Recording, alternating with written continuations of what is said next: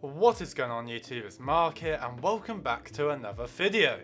It's obviously been a long time since my previous upload, but we're finally back and we should be having uploads one video every single week. Obviously we are in mad times at the moment, so I hope everyone is keeping safe, hope everyone's doing well. But yeah, after I've had a few things going on, I'm finally back to get back on the grind, get the YouTube videos going out, and we are gonna kill 2021.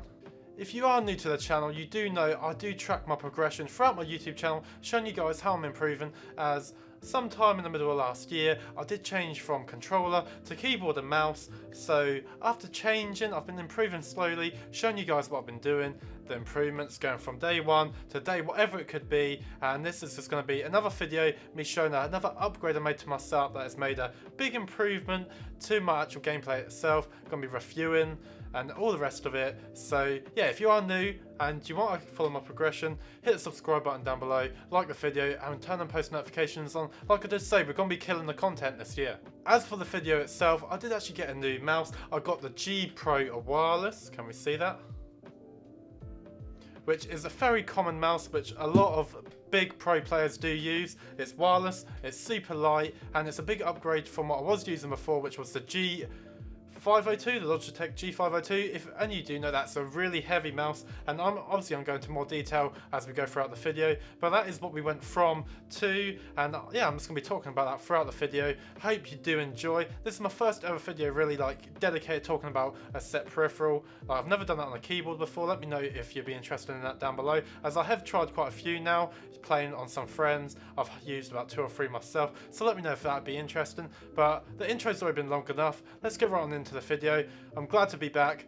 Hope you're glad to see me too. And yeah, let's get right on into it.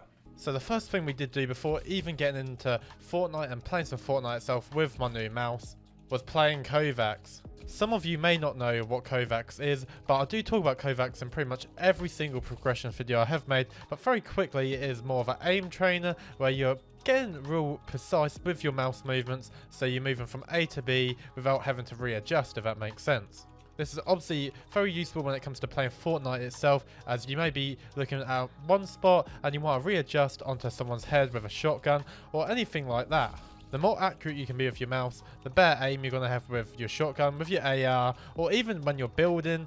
More little movements you can make instead of making them bigger movements, the quicker you're going to be at building, editing and all the rest. So after getting this new mouse, I did want to play Kovacs, as I wanted to just get a feel for it, see how it felt, if it was any different at all. And I did actually find it was a lot different.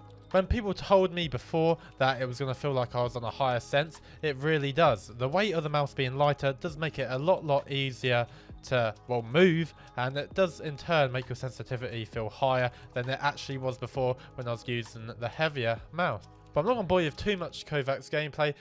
But after we did get a bit more familiar with the mouse, we did jump onto Fortnite, and another thing I did really find, whenever I'm playing Fortnite, building a lot, all the rest, I don't know if you guys maybe ever get this, but with a wired mouse, sometimes it'll just get caught on the table or in a little crack or something, and it's always really annoying for it to get caught, but maybe that was just me. And I also do know you can go buy a mouse bungee. However, I just never really wanted to go spend the money on buying a mouse bungee, so I kind of always just got on with it. So already, one thing you can take away from this is, if you're debating what mouse to get, and there's maybe even just a price difference of buying a mouse bungee plus the actual wired mouse, or buying the actual wireless mouse itself, whether it's this one I'm using in this video, after you maybe get my thoughts, or whatever, that could maybe, you know, come into the decision making when you do decide which mouse to buy.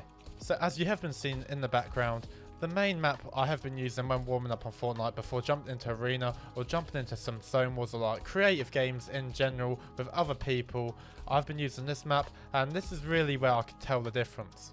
Where I've been practicing these different building maneuvers that are really useful in arena games or just in fights in general, I could just do them a lot easier. The mouse was a lot more free. Again, I had a wireless mouse, it was never getting caught, it was lighter, and it was just a lot more effortless. In my previous videos, I've never directly shown like my piece control or like another example to directly show how I was before on this map before the other. But if you do check out any previous videos, you will notice my building has improved. Obviously, I've been playing Fortnite longer. I'm at about 6 months of actual game time, so a new progression video will be coming your way soon. hopefully you're all going to look forward to that. I know a lot of people have been watching my 3-month progression a lot recently, so I'm really excited to bring that. I still have improved a lot. I did have a month where I didn't really play much at all, so if you look at the actual dates, maybe it's been a bit longer since the actual change, but the actual game time is about 6 months at this point. So yeah, when you do judge the gameplay, do judge it on my skill more than just the mouse, but just take my word for it, it is a lot better, and I have felt, well, a good improvement from changing my peripheral to a lighter mouse before anything else, but also it being wireless.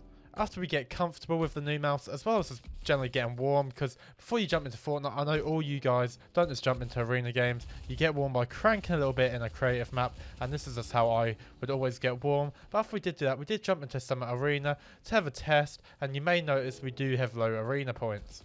As I did say, I was not lying when I said I do not play really much Fortnite in the last month or even 2 months, hence why maybe I've improved loads in like the last 2 months, because without playing you're not going to improve. About these low points, I thought I'm just going to land salty towers every single time. Obviously it's very flooded there, and I'm still, even though I've practiced building all the rest of it, but just general fighting and in-game knowledge is something that you just can't practice in creative, and you just got to play and do more online, getting more fights, even like playing in creative in Zone Wars, which I do a lot on Twitch when I do stream over there with viewers. Hence I'm just going to plug it, so make sure you do check out Mark Ladd on Twitch. Link is on screen right now, as well as going to be in the top of the description, link down below. Give me a follow and come play with me while I'm live. So yeah, that does kind of make me a bit of a creative warrior, but I am trying to play more and more arena. As I do get on Fortnite and play for whether it's an hour, a couple hours, I'm always trying to play some form of arena, which I was never used to do before.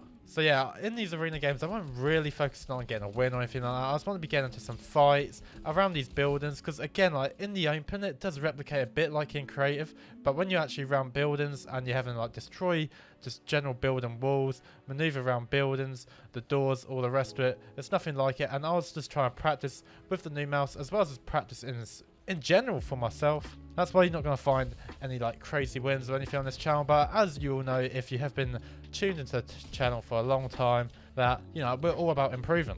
But just to generalize all my overall thoughts, just in general, if I want to keep it nice and short, the weight of the mouse itself, it being super light, I think there's a lighter one called the G Pro Super Light, so yeah, it's kind of in the name itself. It's lighter by a few grams, but for the price difference, and at the time to get the G Pro when it was discounted, I will tell you that the weight does make a difference. So if you want to go even lighter, you can.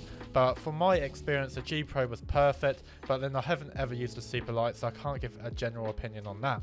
As well as the weight of the mouse giving you more control, it does actually make a difference from that point of view, but also I did really like the shape. I've also used the Razer Viper, is it called the Razer Viper Ultimate, I believe, which is also Razer's version of the G Pro kind of, where it's wireless, super light, and I don't know how to describe it, like the G Pro's a bit more taller, so it like fits in my hand a bit better. I suppose I have bigger hands than some people. The Razer Viper is a bit more flatter, and I was kind of preferred the G Pro. Maybe that's something else you can take into consideration when you do go and you do maybe make a purchase if you're ever thinking of it. But if that is a video you guys be interested in, I can always use the Razer Viper. I do have a friend, I know a lot of you do know my friend Higgsy, and I have used the Razer Viper a lot at his house. I'm sure there'll be another time I could use it and make a direct comparison between the Razer Viper and the G Pro. So if that is a future video you will be interested, don't be shy to comment that down below.